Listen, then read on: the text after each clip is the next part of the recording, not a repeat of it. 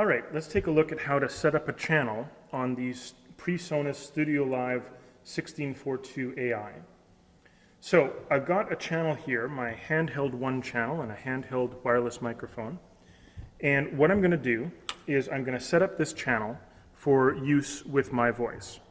And so the first thing that I'm going to do is I'm going to make sure that my mic is turned on, and I'm going to speak into it and raise the gain relative to the channel until I start to hear or see some green appearing in the level meter over here. So I'm going to turn that up until I get some green lights in my level meter so that I know that I've got signal passing through this channel.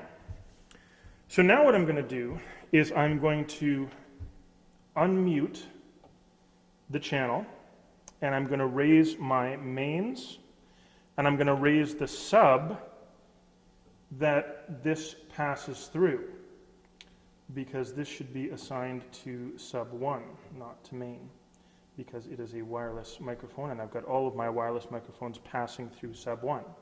And so now, because I've got my mains up to unity gain and my sub up to unity gain, I can begin to raise the slider, and I should actually get sound coming out through the main speakers, which you can see here because sub 1 is lighting up to let me know that I've got signal passing through sub 1, and then sub 1 is assigned to main.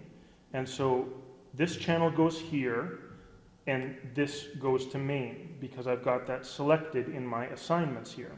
So I'm going to reselect the channel that I'm working on, channel 5, and now I'm going to put this up a little bit more, and you can hear me coming out of the main speakers very clearly. You can see that I'm coming through the individual channel that's selected. You can see I'm passing through the sub, and you can see that I'm passing through the main speakers. So I've turned down my volume, and you can still see that I'm getting level in the selected channel meter, but nothing is going into the sub and nothing is going into the mains anymore. So what I'm going to do is I'm going to come here to my channel bar, and I'm going to select load. Now load is lit up, and now I come over here to my screen and my dial, and I'm going to change the value, and you probably can't see clearly enough to see what's happening, but I'm cycling through all of the internal presets in the soundboard. There are presets for guitars, there are presets for bass and drums and any sort of instrument that you might like, horns, that sort of thing. Right now I'm on bongos, but I'm going to keep on going until I get to the end where some of the voice ones are. And so I've got Vox Male 1, Vox Male 2, Vox Male 3, Vox Female 1, Female 2, Female 3, and then, yeah, I've got Vox Speech 1 and Speech 2. And so those are the presets that are built into the board, and I'm going to come back to Vox Male 1 and see how that does for this particular voice, my voice. So I've got channel 5 selected. That's the current channel that is being controlled by the fat channel, this area here, where all of these controls are for one channel. And which channel they're for is dependent on which channel is currently selected, or which sub is selected, or which effects channel or auxiliary channel is selected, or whether the mains are selected. So you can affect the equalization settings, the compressor, and the gate for any of those individual areas that you'd like to control using the fat channel focused on one particular area. So I've got this selected, so the whole fat channel is right now for channel 5, which is handheld 1. So what I'm going to do is I'm going to push recall, and it tells you right here, push recall to be able to load the factory saved settings into the fat channel for the currently selected channel. And so I'm going to push recall, and you're going to see a lot of lights change. See, so here, my compression settings and my gate settings have changed, and my equalization has changed somewhat. So let's take a listen to how it sounds now. Now I'm bringing back up my volume, and once again you can hear that it's coming through, but it's getting a little bit clipped. when I talk quietly, it hardly comes through at all. But then I get just loud enough that it bursts through. And so what we're getting here are loud bursts of sound because our threshold is set too high.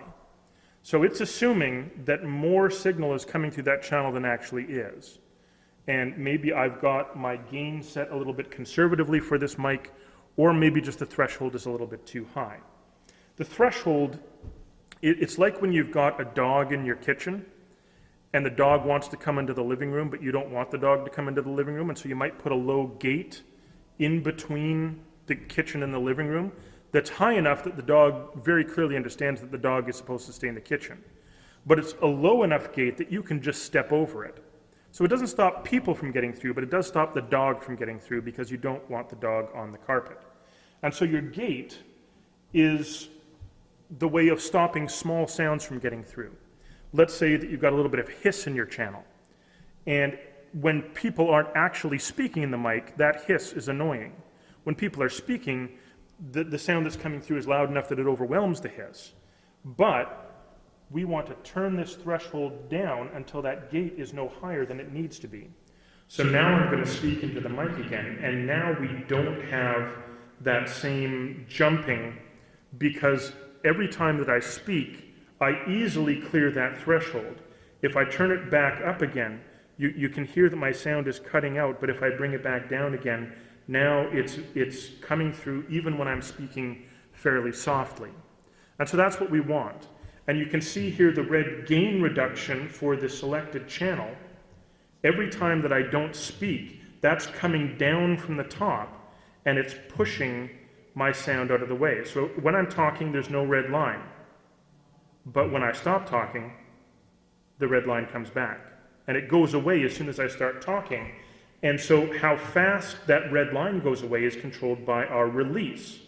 And so I can make that a very quick release, or I can make it a very slow release. So I'm going to make that a slower release. So now you know that that is going to go away. Actually, I think I made that a faster release. I had it backwards how that works, I think. Anyway, this controls how quickly or slowly the noise gate goes away. Then we have our compressor. And using again the analogy of a doorway, if the sound is coming through a doorway, then some of the time if you're too tall, you're going to bump your head. And we don't want you to bump your head. So the compressor is like having a spring or a big rubber thing up above the doorway, so that people who are too tall bump their head on the rubber thing or the spring and have to duck down. It's sort of like a shock absorber at the top of your channel. And you can still push that shock absorber up a little bit, but you can control the ratio, which is how much it pushes back. And you can control the threshold, which is where it starts to do the pushing. How low down does that big rubber bumper come?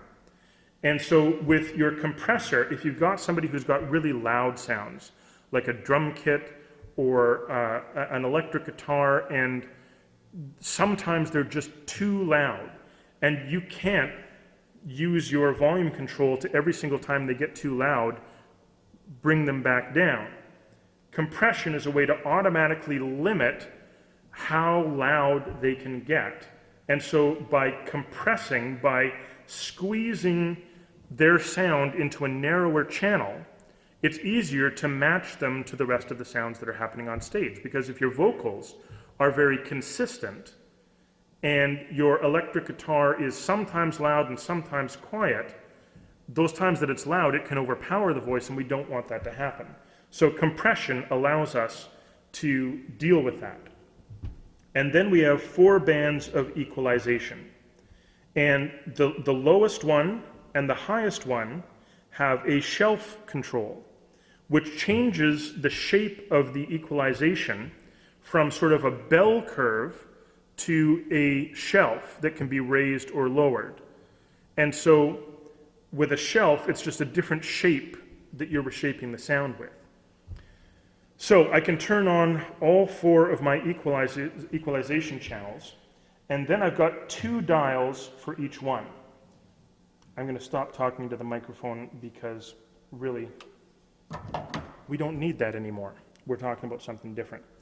So I'm going to probably do another video about equalization, but in terms of the controls, we've got a control for frequency and a control for gain. And so the frequency allows us to shift the point in the spectrum left to right where the sound is being affected. And then the gain allows us to boost or to cut the amount of change to that part of the spectrum. So I can boost the sound up, or I can cut the sound down at that point in the frequency, at that frequency within the spectrum. And so I can shift what this controls all the way over to the left to the very lowest bass sounds, or I can shift it to the right into more the middle of the spectrum. And the 2 middle channels, I can shift them left and right within the center of the spectrum, shift the frequencies left or right within the spectrum, if I learn how to talk here. Or at the very top, I can go all the way to the right to the very highest frequencies, or I can shift that back down into the middle. So the frequency allows you to fine-tune what part of the spectrum you're affecting, and the gain allows you to raise or lower that part of the frequency. Now, back here at the beginning, we have our high-pass filter, which allows us to do a sharp cutoff of the sound at a particular frequency. And so we can raise that up or we can lower it down to be the frequency that allows us to just cut out the low end, because for a lot of instruments or voices, that low end spectrum is just muddiness and noise, and it doesn't contribute to the intelligibility of what's going on. So when you turn on your high pass filter and turn it up, you're choosing the point at which the sound just sort of drops off of a cliff in terms of the bass part of the spectrum. And so we can move that high pass filter into the middle of the spectrum and just take out the whole left-hand side of the spectrum, or we can just put it right over to the left-hand side and just cut off the very end of the bass spectrum. But that's another tool that you might want to use. And so by using all of these tools on the selected channel, we can affect the sound that's coming through the main speakers and the auxiliary channels.